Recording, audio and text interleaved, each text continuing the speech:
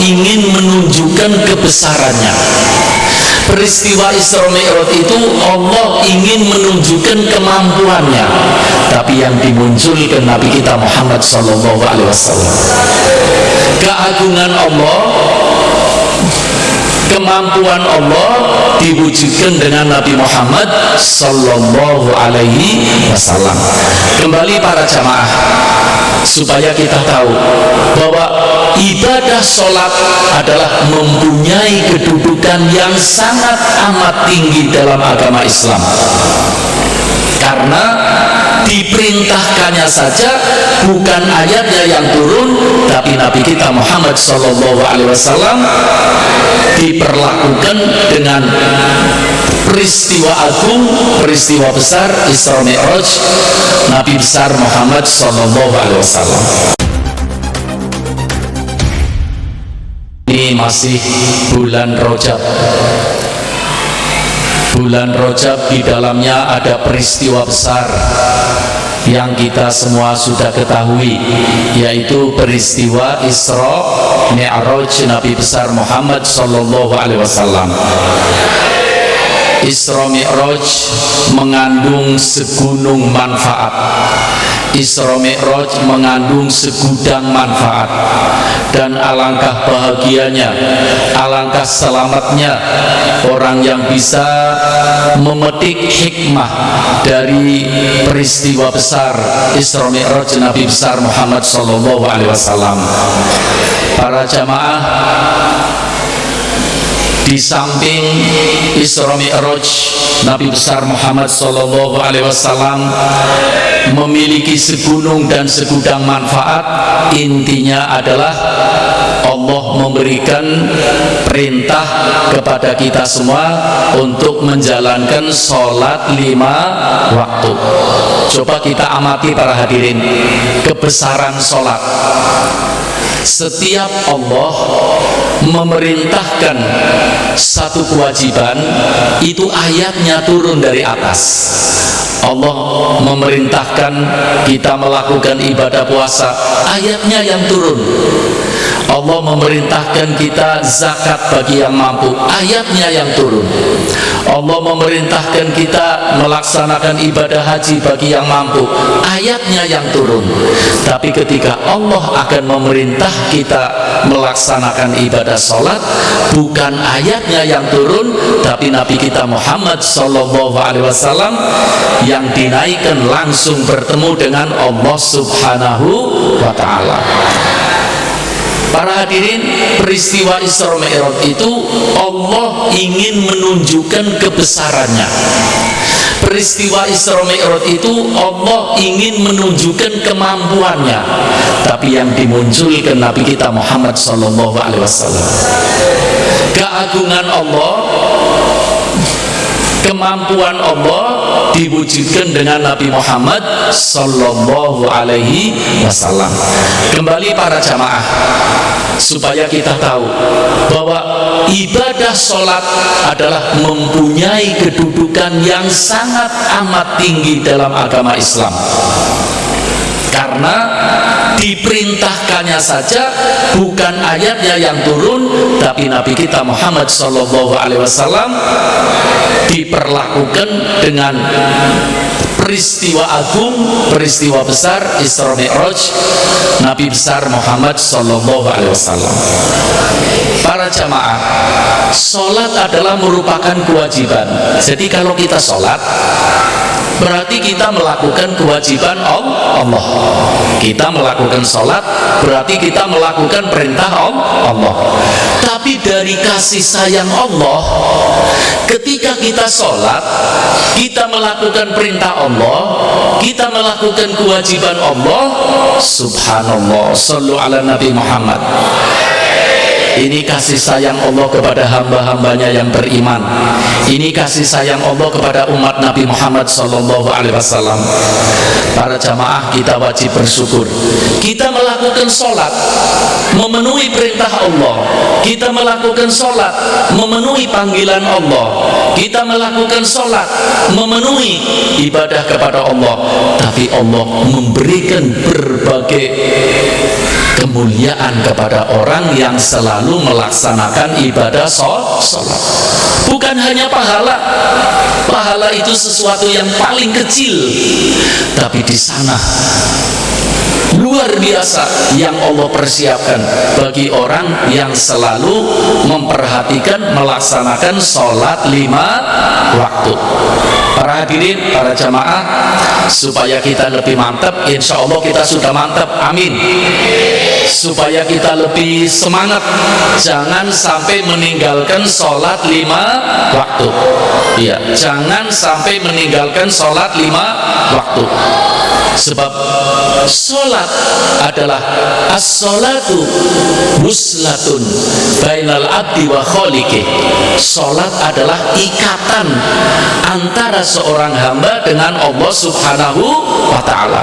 Jadi kalau ada orang kok sampai meninggalkan sholat, berarti ikatannya putus dengan Allah. Na'udzubillah min dzalik. Putus ikatannya. Para hadirin, supaya kita lebih semangat, seorang sahabat bernama sahabat Utsman bin Affan. Sahabat Utsman bin Affan. Kita ketahui para jamaah bahwa setelah Rasulullah wafat, Islam dipimpin oleh sahabat Abu Bakar Siddiq. Setelah sahabat Abu Bakar Siddiq wafat, diganti oleh sahabat Umar bin Khattab. Setelah sahabat Umar bin Khattab wafat, diganti oleh sahabat Utsman bin Affan. Setelah sahabat Utsman bin Affan wafat, diganti terakhir oleh sahabat Ali bin Abi Thalib. 4 khalifah mengganti Rasulullah. Bukan berarti sahabat hanya 4. Imam Ibnu Hajar pernah mengatakan ketika Rasulullah wafat, jumlah sahabat kurang lebih 100.000 sahabat yang kemudian menyebar ke seluruh dunia, menyebarkan ajaran Islam sampai ke bumi kita Indonesia. Alhamdulillah. Begini para hadirin, 4 sahabat khalifah Rasulullah, yang 2 mertua Rasulullah. Sahabat Abu Bakar, sahabat Umar itu mertuanya Rasulullah. Sahabat Utsman, sahabat Ali itu menantunya Rasulullah. Maaf, sahabat Utsman adalah menantu Rasulullah. Berarti dekat enggak dengan Rasulullah? Dekat apa enggak sebagai menantu? Sahabat Utsman pernah mengatakan bahwa orang yang dawama ala sholawatil khamsi, orang yang selalu memperhatikan, selalu melakukan sholat 5 waktu, akan diberi oleh Allah 9 kemuliaan. Shallu ala Nabi Muhammad. Akan diberi oleh Allah berapa? 9 kemuliaan. 1 kemuliaan saja dari Allah, kalau kita terima, kita akan mulia dunia akhirat, kita akan selamat dunia akhirat, kita akan bahagia dunia akhirat. Jangan salah paham para jamaah. Kita akan mendengarkan dari sahabat Utsman 9 karomah, 9 penghormatan, 9 kemuliaan dari Allah untuk orang yang selalu melaksanakan ibadah sholat 5 waktu. Tapi ini bukan tujuan. Bukan apa? Tujuan. Jangan salah paham. Ya, saya menyampaikan begini di satu tempat, kemudian ada orang mengatakan, saya melakukan sholat bukan tujuannya itu. Emang bukan tujuan, tapi dengan sendirinya Allah memberi. Itu kemurahan Allah subhanahu wa ta'ala. Saya pikir orang yang ngomong gitu tuh orang yang kurang syukur sama Allah. Diberi penghormatan kok seakan-akan tidak mau menerima. Allah, rugi. Mudah-mudahan kita orang yang menerima, amin. Jadi tujuan kita melaksanakan sholat adalah melakukan perintah Allah. Tujuan kita melaksanakan ibadah sholat adalah melakukan ibadah kepada Allah. Tujuan utama kita melakukan sholat adalah untuk memenuhi panggilan Allah, perintah Allah, ibadah kepada Allah, memenuhi kewajiban kita kepada Allah subhanahu wa ta'ala. Itu tujuan kita. dan dengan sendirinya Allah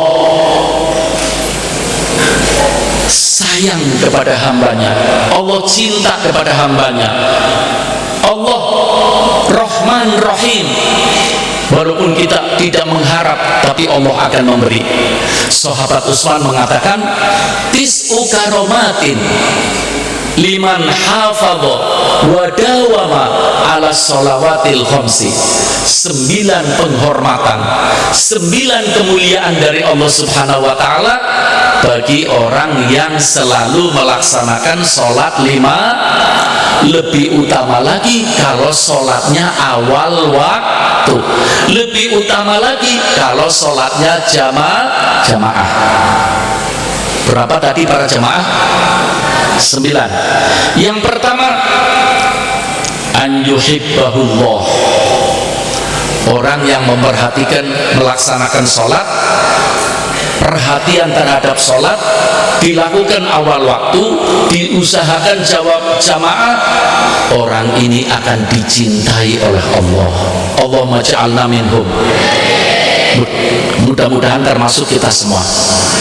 Kita bisa bayangkan kalau orang dicintai oleh Allah, beres apa enggak? Bahagia apa enggak? Mestinya kita pengen selamat, pengen beres, pengen bahagia. Carilah supaya Allah cinta kepada kita. Di antaranya yaitu melaksanakan sholat 5. Mafhum mukhalafahnya. Kalau orang melaksanakan perhatian terhadap sholat 5 waktu, dicintai oleh Allah. Berarti yang enggak sholat bukan sekedar tidak dicintai, naudzubillah, malah dibenci oleh Allah. Naudzubillah min dzalik. Ayo para hadirin, perhatikan masalah ini, bukan untuk siapa-siapa, untuk diri kita sendiri. Ini yang pertama. Kemudian yang kedua, wa yakuna badanuhu shahihan. Orang yang perhatian selalu melaksanakan sholat 5 waktu, badannya akan menjadi sehat. Badannya akan menjadi sehat. Allah. Dalam satu hadis, saya yakin semua yang diterangkan oleh sahabat Utsman dari Nabi kita Muhammad SAW. Al-Imam Al-Hakim pernah meriwayatkan, Rasulullah mengatakan, inna fis sholati syifa. Inna fis sholati syifa. Dalam pelaksanaan ibadah sholat ada obat penyembuh. Jadi jangan keliru para jamaah. Kadang-kadang ada orang sakit nggak sholat, keliru apa enggak? Justru kalau sakit tambah semangat sholat, karena di dalam sholat ada obat penyembuh dari Allah. Tapi jangan salah paham juga, kemudian sakit saya sholat terus biar sembuh, tidak berobat, keliru. Berobat itu adalah ikhtiar. Dalam hadis yang sahih, Rasulullah mengatakan, ya ibadallah fatadawu. Hai hamba-hamba Allah, kalau anda sekalian terkena penyakit, mudah-mudahan kita sehat semua, amin. Jauh dari berbagai penyakit dohir batin, amin. Terutama penyakit ekonomi, mudah-mudahan ekonomi kita lancar, Allahumma amin. Kalau satu saat orang terkena penyakit, Rasulullah mengatakan berobat. Tapi jangan lupa, di samping berobat tetap sholat 5 waktu. Di samping berobat, zikir kepada Allah Subhanahu. Di samping berobat, berdoa kepada Allah. Terus apa artinya?